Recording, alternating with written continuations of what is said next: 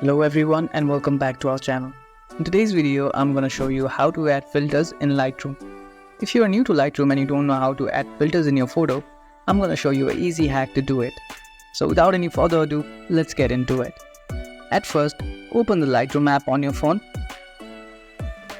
Now, choose the photo that you want to add filters to. For now, I'll choose this photo.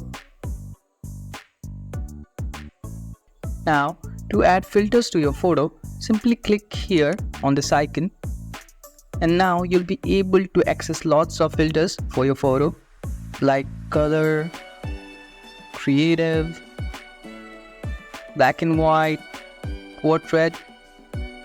For now, I'll choose the curves and I'll choose this filter and click here to save changes.